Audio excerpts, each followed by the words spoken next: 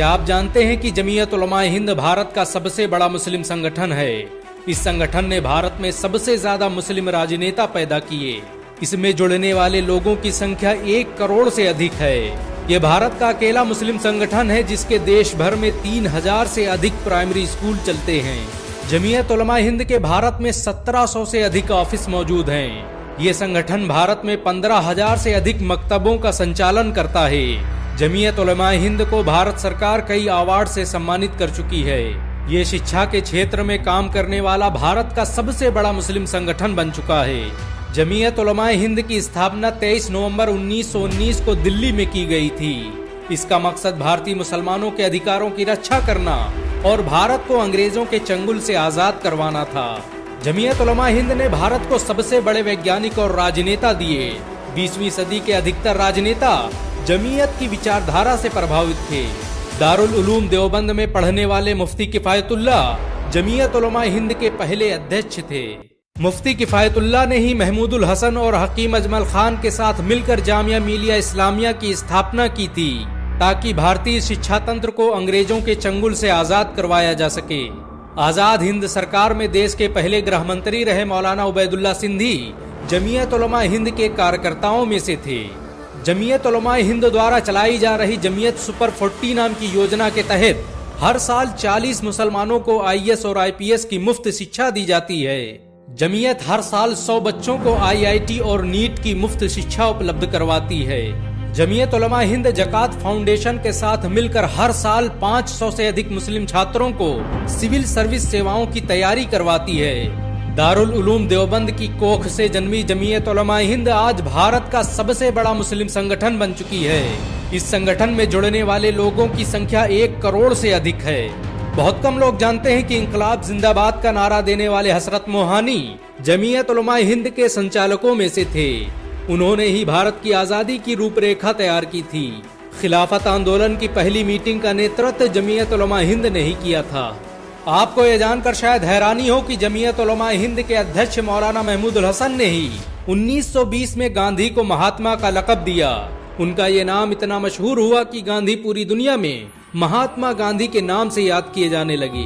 भारत की आजादी का नेतृत्व करने वाले संगठन इंडियन नेशनल कांग्रेस के 9 से अधिक प्रेसिडेंट मुसलमान रहे, जिनमें अधिकतर लोग जमीयत उलमा हिंद के मेंबर थे। जमीयत उलमा हिंद ने भारत की आजादी के लिए कांग्रेस के साथ मिलकर काम किया। खिलाफत आंदोलन की शुरुआत जमीयत उलमा हिंद ने ही की थी।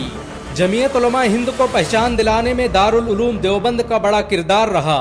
दारुल उलूम देवबंद के उस्ताद रहे मुर्तजा हसन चांदपुरी जमीयत उलमा हिंद के पहले उपाध्यक्ष थे। दारुल उलूम देवबंद के छात्र रहे मुफ्ती किफायतुल्लाह जमीयत उलमा हिंद के पहले अध्यक्ष थे।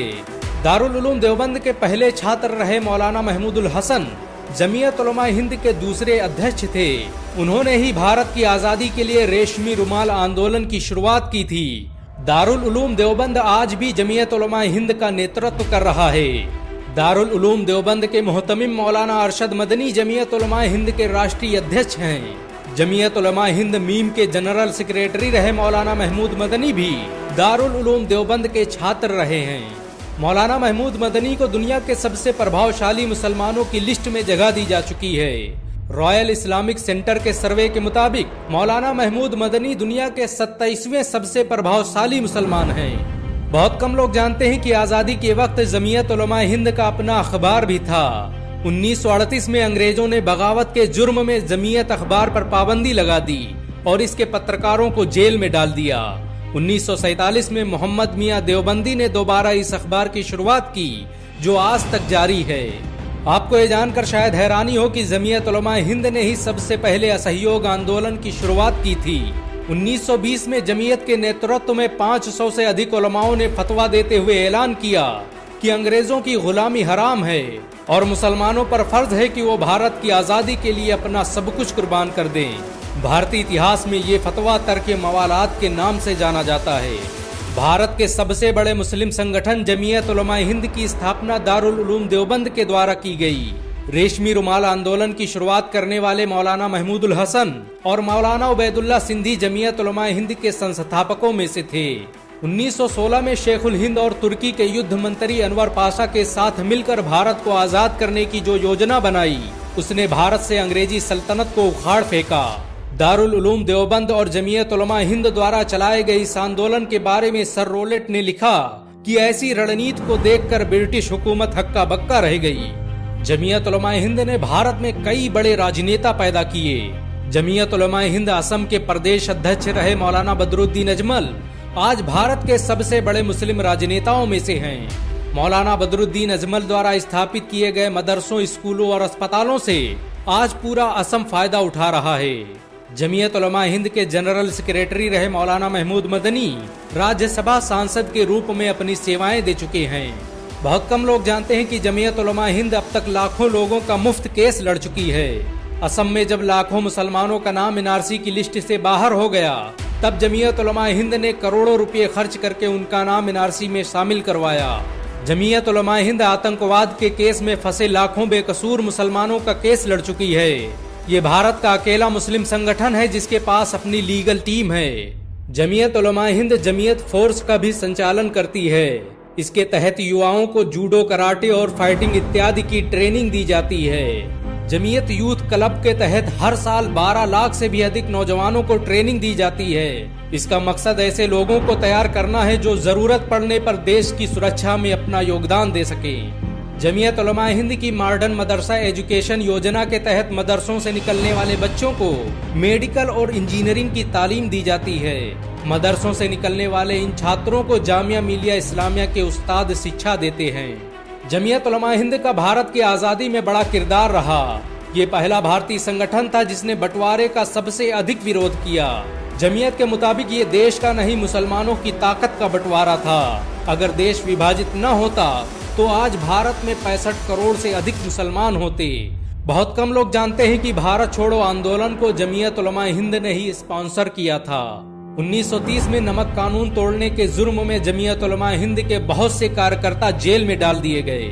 अंग्रेजों का विरोध करने के जुर्म में जमीयत उलमा हिंद के उपाध्यक्ष किफायतुल्लाह देहलवी 6 महीनों तक जेल में बंद रहे। जमीयत उलमा हिंद आज बड़े पैमाने पर रिलीफ कैंप चलाती है। मुजफ्फरनगर दंगों के बाद जमीयत ने अपने पैसों से कई हजार घर बनवाए ताकि विस्थापित मुसलमानों को बसाया जा सके।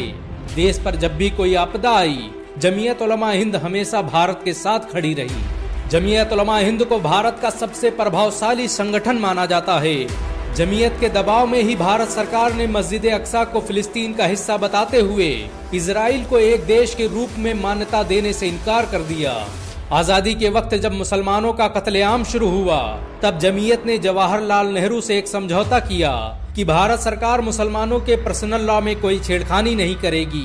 इसी के बाद भारत में मुस्लिम पर्सनल लॉ बोर्ड को कानूनी मान्यता मिली। बाबरी मस्जिद का केस लड़ने में जमीयत उलमा हिंद का बड़ा किरदार रहा।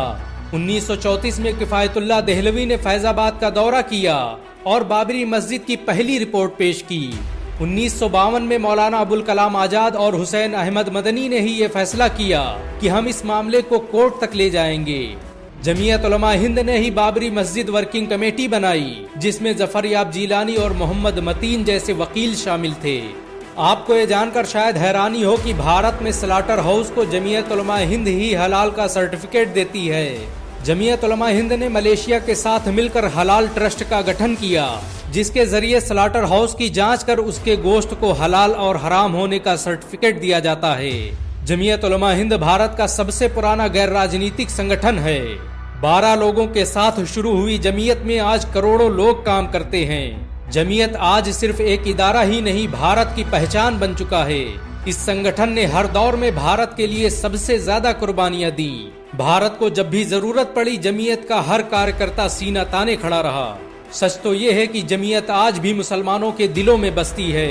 मुसलमान इसकी हिफाजत के लिए अपना सब कुछ कुर्बान कर सकते हैं। अगर एक मुसलमान होने के नाते आपको गर्व महसूस हुआ हो तो इस वीडियो को लाइक और शेयर जरूर करें। ऐसी और वीडियो को देखने के लिए हमारे चैनल को सब्सक्राइब करें, घंटा जरूर दबाएं।